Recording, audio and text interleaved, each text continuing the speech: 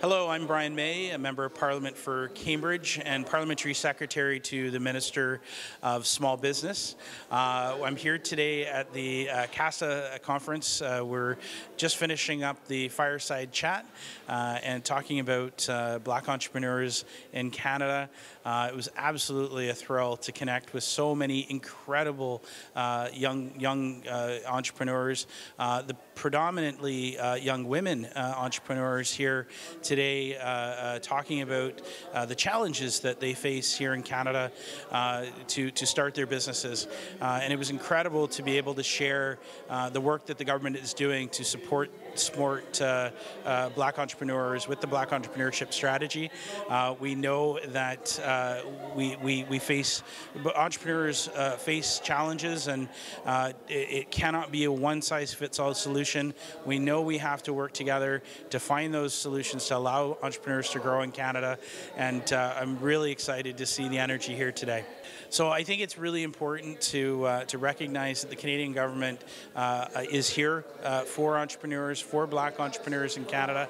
We have a number of programs. There's a number of hubs across Canada that are supporting entrepreneurs in every sector. I met folks in the tech sector. I met folks in retail, individuals that are in the food sector here today. The biggest message I want to get across to people is to know that they can succeed as a small business and grow that business into a larger business here in Canada. My name is Olushola Oyelade.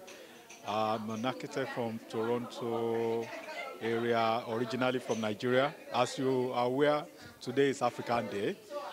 In Canada, we are celebrating the Africans and Africans in diaspora who are in Canada.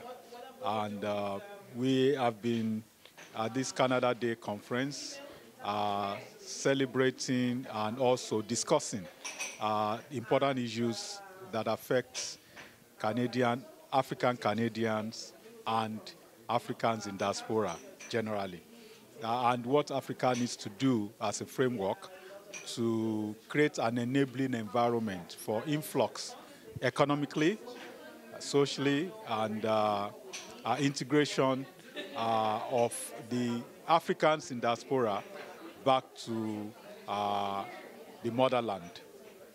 And we have also been discussing how Canadian government can be of help, invest more in Africa, and help the Africans to leverage technology and all the advancement that has been made in the West, in the continent of Africa, so that Africa too can develop and begin to produce like other nations of the world.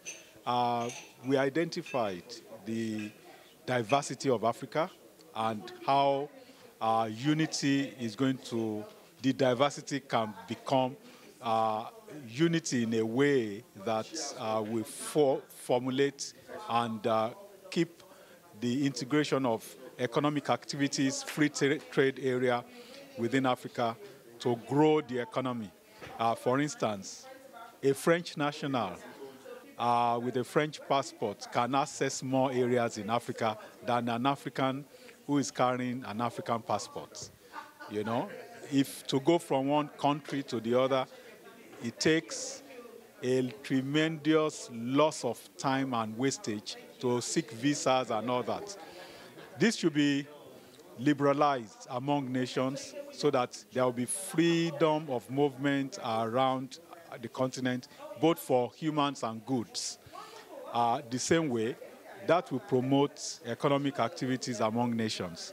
If Africa can even trade among themselves alone, the trade is humongous, and it will just be an icing on the cake when they trade with outsiders.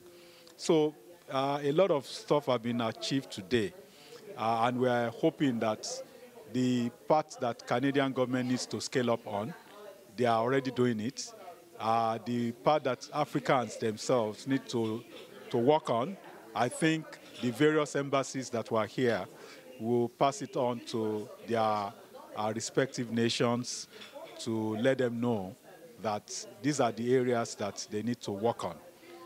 Overall, I think we are making progress, and I think Africa is moving forward, and I think Canadian-African relationship is getting better and better.